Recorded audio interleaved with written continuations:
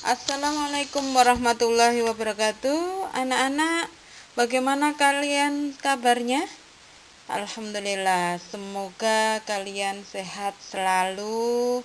Jangan lupa bahagia, karena bahagia itu akan menjaga imun kalian. Tak lupa kalian juga harus berdoa agar selalu mendapatkan lindungan dari Allah Subhanahu wa Ta'ala. Oke, anak-anak, pagi ini kita akan belajar IPA ya. Sudah makan belum? Nah, apa sih kok Putri ngomong sudah makan belum?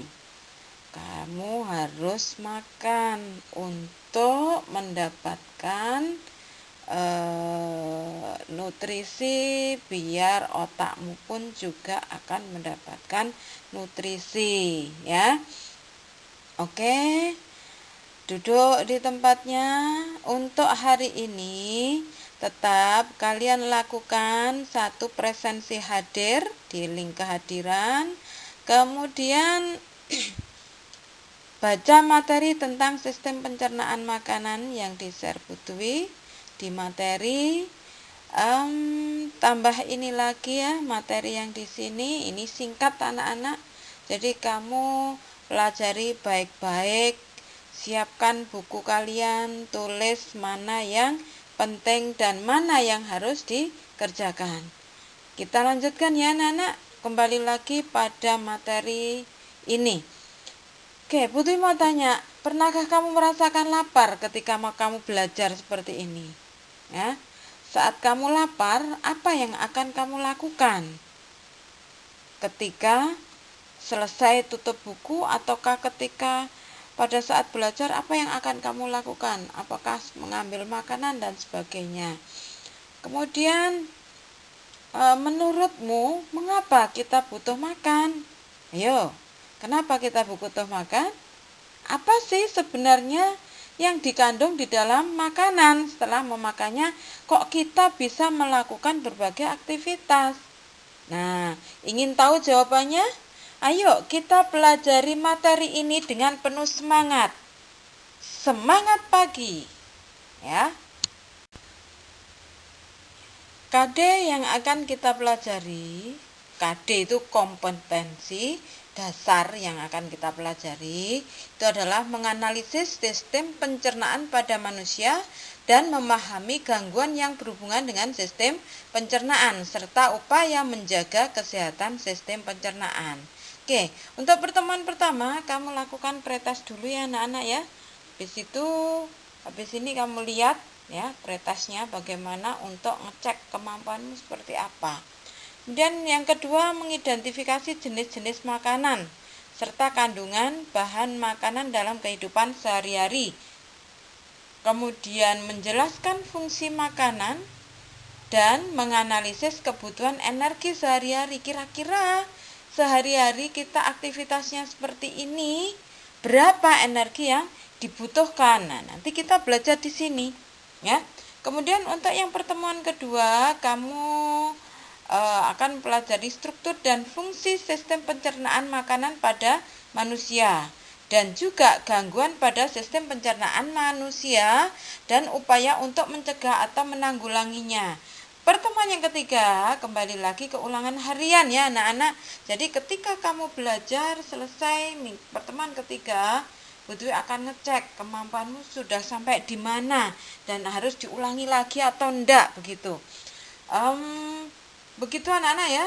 Untuk selanjutnya kita ikuti di halaman berikutnya. Oke, nutrisi. Nutrisi itu apa sih? Nutrisi itu atau disebut gizi ya. Nah, makanan yang kamu konsumsi itu seharusnya itu tidak hanya sekedar mengenyangkan loh ya, tapi harus mengandung nutrisi atau gizi. Apa sih? What is the meaning? Nutrisi dan ataupun gizi. Gizi itu adalah zat yang dibutuhkan makhluk hidup sebagai sumber energi, mempertahankan kesehatan, untuk pertumbuhan, dan untuk berlangsungnya fungsi normal pada setiap jaringan dan organ tubuh. Sebenarnya makanan yang kamu konsumsi sehari-hari itu harus mengandung 6 jenis nutrisi anak-anak. Yaitu, tuh nomor 1 apa yuk? Ada jagung, ada apa itu? Beras atau nasi, ada roti. Berarti itu adalah karbohidrat. Bagus. Karbohidrat itu ada 3 jenis anak-anak. Ada yang kandungan gula, ada pati, dan ada serat. Gula disebut karbohidrat sederhana ditemukan pada buah, madu, susu. 2 jenis karbohidrat lainnya yaitu pati dan serat. Itu adalah karbohidrat kompleks. Nanti kamu bisa baca sendiri ya di materi tentang kandungan nutrisi. Untuk yang nomor 2 apa ya? Itu ada keju ya, ada keju, ada minyak, itu ada daging yang ada lemaknya. Berarti itu adalah lemak ya, adalah lemak. Lemak dibedakan menjadi 2 anak-anak.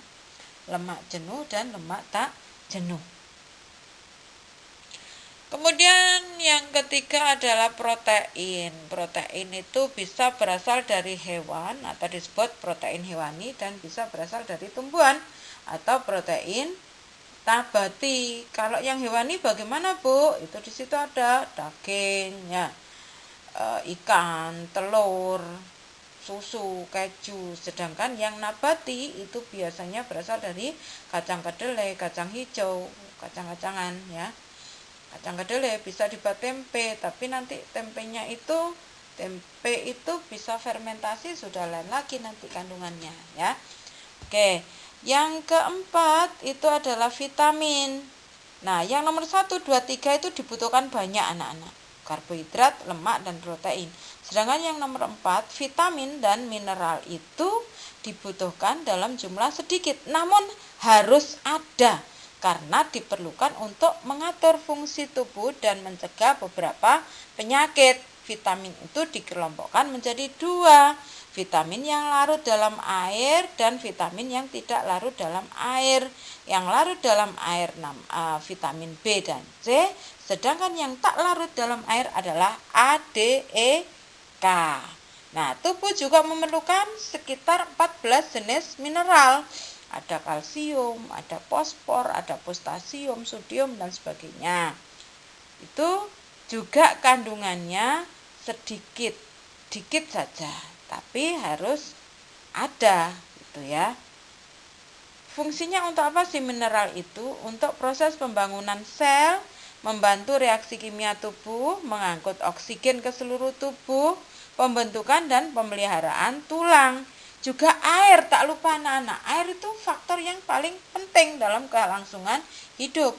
Sel tubuh makhluk hidup itu sekitar 60-80% loh terdiri atas air. Jadi dibutuhkan oleh tubuh sebagai pembentuk sel dan cairan tubuh, juga pengatur suhu tubuh dan pelarut dari zat gizi lainnya.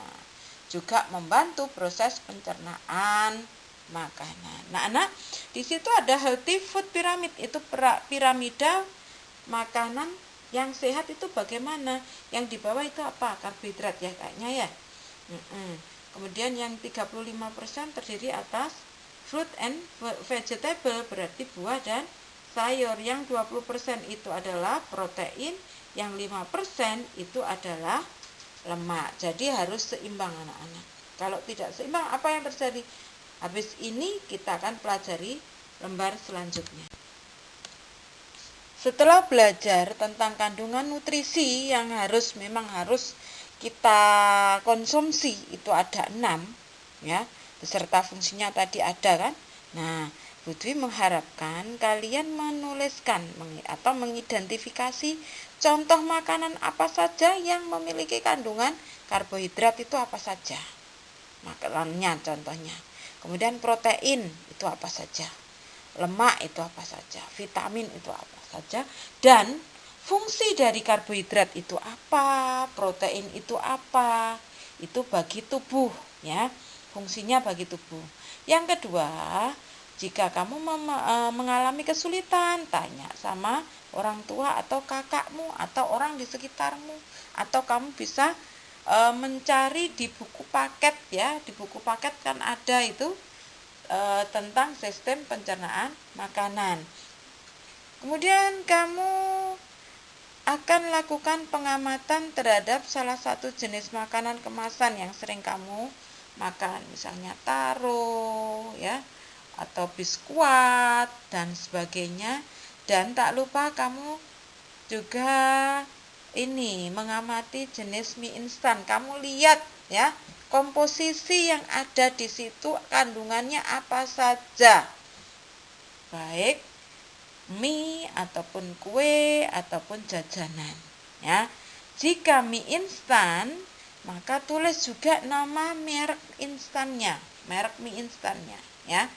Kemudian setelah itu kamu kan bawa makanan itu sudah kamu makan, konsumsi, tempelkan tuh kemasan makanan pada kertasmu, pada lembar tugasmu ya. Setelah kamu tempelkan, boleh pakai lem, boleh pakai isolasi, boleh ditempelkan. Di sampingnya kamu tulis bahan apa saja yang menyusun produk tersebut. Nah, di samping tempelan plastik tadi ya. Kemudian tentukan kandungan zat makanan apa saja yang ada pada tiap bahan penyusun produk tersebut. Misalnya tepung terigu, berarti kandungannya apa? Bahan penyusunnya apakah karbohidrat, apakah protein, sebagainya ya. Di situ ada tabelnya. Kemudian masukkan tabel seperti itu, nama produknya apa. Kalau biskuat ya ditulis biskuat, mie Indomie ya kamu tulis mie Indomie dan sebagainya ya. Jangan lupa dikerjakan ya anak-anak. Karena apa? Karena yang belajar itu adalah kamu, bukan Bu Dwi, bukan orang tuamu. Kamu harus tahu itu karena ini juga menyangkut dengan hidupmu sehari-hari, dengan kelangsungan kesehatan tubuhmu. Makanya kamu harus aktif ya dalam belajar tentang sistem pencernaan ini. Nah, kalau sudah mengerjakan tempel-tempel tadi, isinya produknya itu kandungannya apa saja, maka yang perlu kamu diskusikan dengan orang tuamu atau orang sekelilingmu itu adalah apakah makanan-makanan instan yang kamu konsumsi itu cukup untuk memenuhi gizi harian kamu. Yang kedua, bagaimana caranya agar kamu dapat memenuhi kebutuhan gizi harian kamu. Nah, kamu bisa baca di buku paket kelas 8 yang di share Bu Dwi itu di halaman mulai halaman 162 sampai 164 tentang ayo diskusikan beberapa hal yang dapat kamu gunakan untuk menghitung kebutuhan dietmu sehari-hari. Juga kamu akan total asupan kalori yang direkomendasikan dalam sehari agar tubuh tetap sehat. Nah, kemudian setelah kamu diskusikan bagaimana caranya agar kamu dapat memenuhi kebutuhan gizimu, apakah makan lagi ataukah tidak makan makanan yang instan tadi, itu kamu tuliskan di situ. Hasilnya apa kira-kira yang ada dalam hatimu? Apakah tetap makan mie instan itu ataukah berhenti dari makan mie instan? Setelah kalau berhenti dari makan mie instan, apa yang akan kamu lakukan? Makan apa saja ya. Kemudian kamu juga tarik suatu kesimpulan berdasarkan hasil identifikasi dan diskusi yang telah kamu lakukan. Apa simpulannya? Makanan yang kamu makan itu apa saja ya, fungsi karbohidrat dan sebagainya ya. Oke. Pernahkah kamu berpikir apakah fungsi energi bagi tubuhmu? Tubuhmu membutuhkan energi untuk setiap kegiatan ya. Setiap kegiatan untuk mempertahankan suhu tubuh normal sekitar 30 derajat Celcius itu harus membutuhkan energi ya.